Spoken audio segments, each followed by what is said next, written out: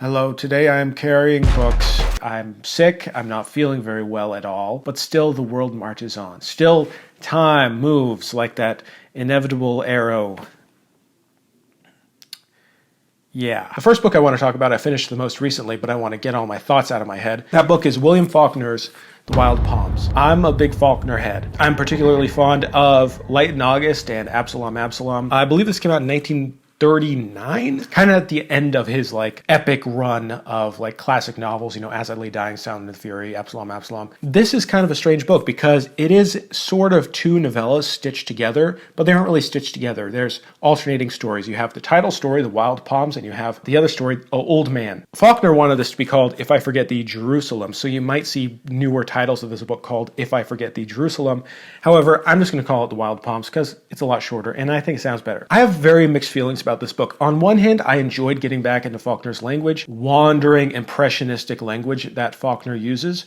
However, I just thought this was really unsuccessful. I thought that the differing stories didn't coalesce in a satisfying way, and I feel like it just didn't justify its length. Sometimes Faulkner approaches things with too much style. I mean, that's kind of his thing. It's hard to complain about that. But sometimes you can see Faulkner as being at two ends of this spectrum, depending on where he wants to be during the day. You have minimalist Faulkner, you have As I Lay Dying and The Sound and the Fury, sort of. And then you have maximalist Faulkner, where he's using words not really in a precise way, but kind of like an impressionist painter, just kind of splattering the page with all sorts of ideas and thoughts and impressions and colors, and not super precise with his language. A lot of not this but that, not this but that, a lot of faltering and trying to capture a vibe and atmosphere. And he does that a lot in this book, but a lot of times it just really feels very overwrought. It's not precise enough, and it just feels like a mess. And that largely comes down to the stories, which I was really attracted to because they feel like pulp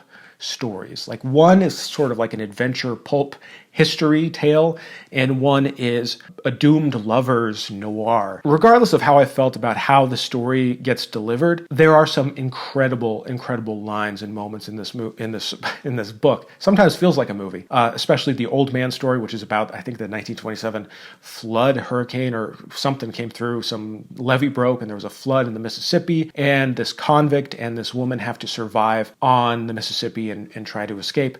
Strangely, the woman in the story never talks, and she has a baby, and there's no discussion of how the baby's doing, if the baby's cried, if the baby's malnourished or something. They're just surviving on the Mississippi, all from the convict's perspective. It's very strange, and I get that he's working with archetypes, but it felt kind of alien and man, there's so much I want to know about, but you're not letting me see it. We're just getting more and more descriptions of this, dirty flood. And then the doomed lover's story is great and has this kind of propulsive energy, but it also feels like we need a little more characterization. I get he's dealing with archetypes, but melodramatic and a bit what are we doing here? Let's get some reality and ground ourselves a little bit. Interesting to note, he did write this after writing Absalom, Absalom, which may have influenced this. I don't know. Absalom, Absalom is just such a ridiculous, over-the-top story, but I feel like the content fits the style way more than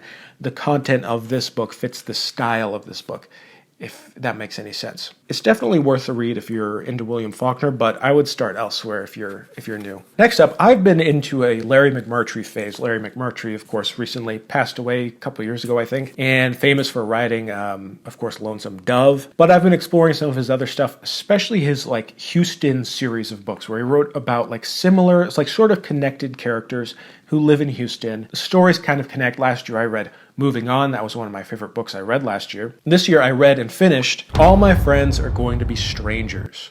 Now that's just a great title, right? This book is just about a young writer wandering on the road, his adventures, his depression, the women that he falls in love with, and it's very episodic, but contains kind of the era of the 60s and being a young writer, a young novelist, and there's kind of a portrait of Larry McMurtry in here somewhere, I think, but it's also exaggerated. There's just some great characters, and it moves quick. It's not a slog. It is just full of colorful characters. It has this atmosphere that's so rich and exciting. I don't know how to describe it. It's a very good book. Maybe it has some problems, but I just love it too much to see them. Very short. I really think you should check this out if you want to see another side of Larry McMurtry beyond just Westerns. I continued with my Larry McMurtry phase with probably one of his other most famous book, because it was adapted into a very, very successful movie. If you guys don't already know, Terms of Endearment movie, James L. Brooks. Well, I read the book, and this was really interesting, like just as a book, but also as seeing it as an adaptation. This was adapted, very famous movie, Shirley MacLaine, Jack Nicholson, I think won an Oscar. This novel definitely comes off way more just like a straight up comedy, and kind of like a comedy of errors. Aurora Greenway is the main character of this book, and she's the mother. Emma, she's a character we saw in Moving On, another novel, but this book is really more about Aurora than it is about Emma until the last 50 pages. And this book is really more of a straight up comedy until, again, the last 50 pages. All right, the structure of this book may not be great, but you start to really fall in love with like the frivolous stuff. You know, Aurora is aging. Her husband has passed away. She wants to find a new man. She wants to get married again. She wants some security. She's of that era where she's like really looking for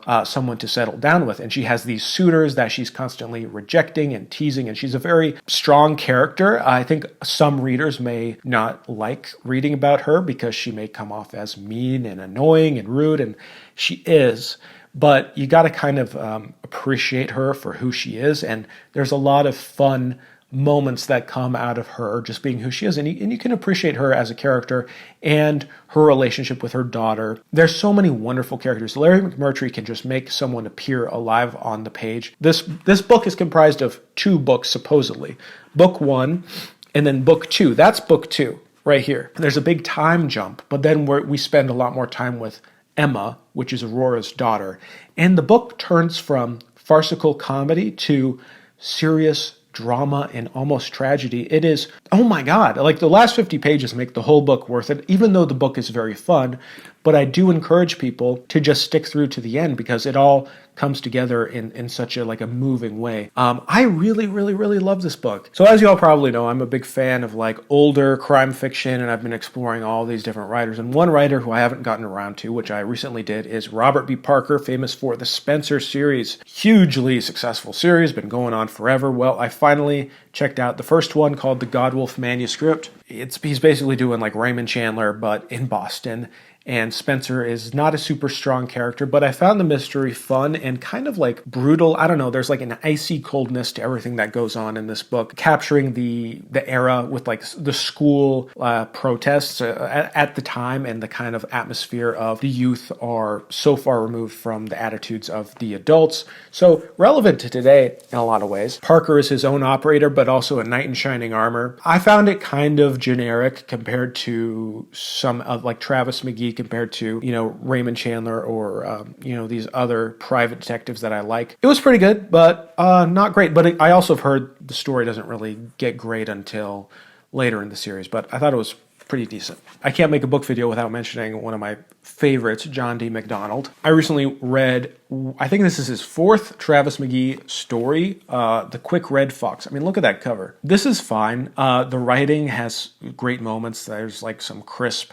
He's very good with language. This one just didn't have much to it. It was kind of a flimsy story. It reminded me of one of Lawrence Block's Scudder stories. Of course, this would have come earlier, but it's about a blackmail setup of like a famous actress. It is very much of its time, and it's very fun, reading these books from the 60s and what was considered scandalous and sexist, as usual with Travis McGee stories, but I enjoyed it for the most part. However, now one of my favorite John D. MacDonald stories now is a book called Soft Touch, and this has nothing to do with his famous Travis McGee series. This is just a standalone, brutal as hell. This is dark noir, and I loved it. It was brutal. I mean, this came out in the 50s or 60s, and John D. MacDonald was great for bringing noir into like the suburbs. That's kind of what he was known for, in the middle class, and writing about the middle class so well in the 60s and 70s. These characters who, they were in World War II, they served together, but one is kind of like in this boring life with a wife who they have a bad marriage, and this guy comes in with an opportunity,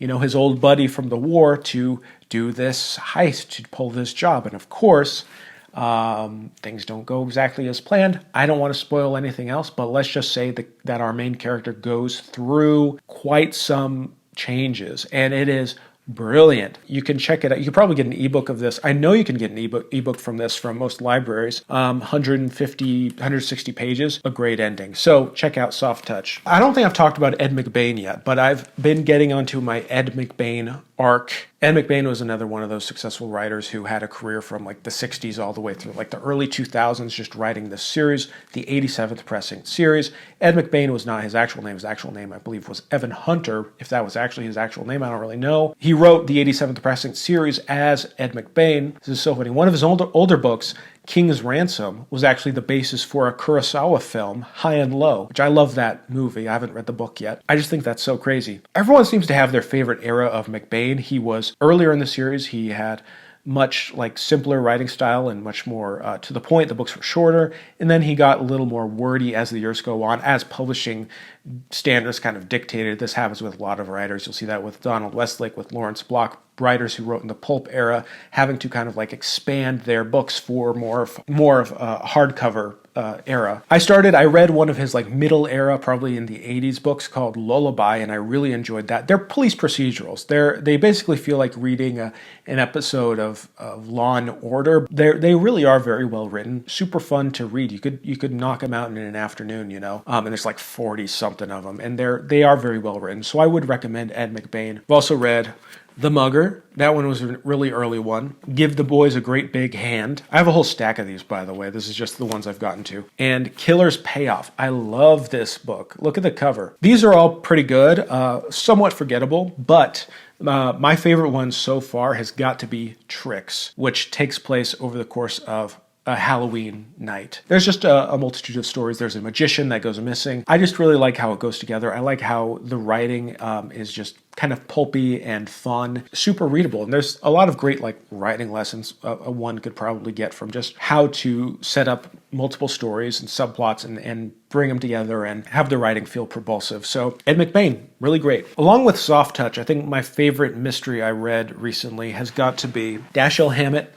The Glass Key. I enjoy Hammett quite a bit. I like Red Harvest. I haven't read The Maltese Falcon, but I made a mistake. I watched the film Miller's Crossing before I read this book. Miller's Crossing, it's a Coen Brothers movie, and it is very, very, very close in story to this book and Red Harvest in a way, but Miller's Crossing is basically like them coming up with their own Hammett story. I love Miller's Crossing, but like Miller's Crossing has a heart. It has like this story about this mob boss and his like number one guy, how the boss is kind of like losing his skill. He's not as good anymore, and his number one guy, and like the kind of like brotherhood between them, while there's a bunch of like twisting plot stuff, and there's a great mystery. And what's interesting about Hammett's writing, especially in this book, is that there's no interiority at all. We're following Ned Beaumont, but we're totally outside of his head. It's like we're watching a movie and just following his character. Can feel kind of weird, and there's some moments that you might feel confused at first, but it kind of helps with this tension.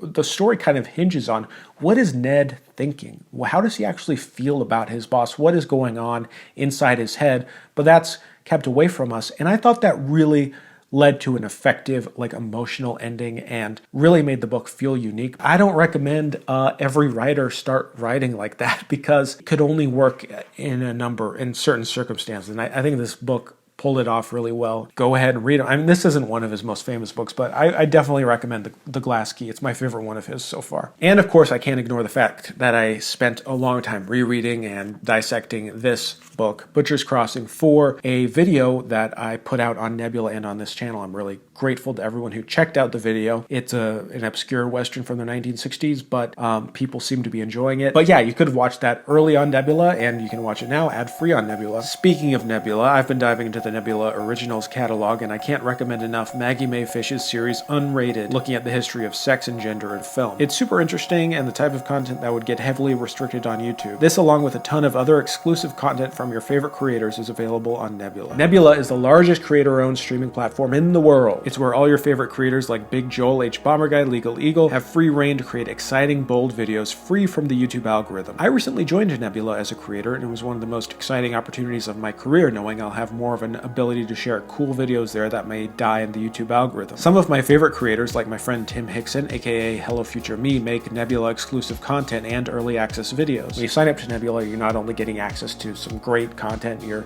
also supporting the channel. Nebula is undergoing some of its biggest changes ever with a recent UI redesign that makes discovering new content easier. With category homepages, you can find creators more relevant to your interests. And with a new slate of Nebula original content, including Abigail Thorne's short film Dracula's Ex-Girlfriend coming this summer, there's no shortage of exciting stuff to watch. If you sign up using my link at go.nebula.tv/mancarryingthing or use the link below, you can support me directly and get Nebula for 40% off annual plans. It's as little over $250 a month. But if you happen to be a Nebula superfan, they are selling lifetime memberships for $300. No gimmicks, just Nebula for life. Anyways, thank you everyone for checking out this side of the channel today. Hopefully, I don't know, maybe you got some book recommendations. I really like sharing what I read with all of you. And yeah, I hope you're all having a good one and taking care of yourself as I am about to do right now. Have a good one. Bye-bye.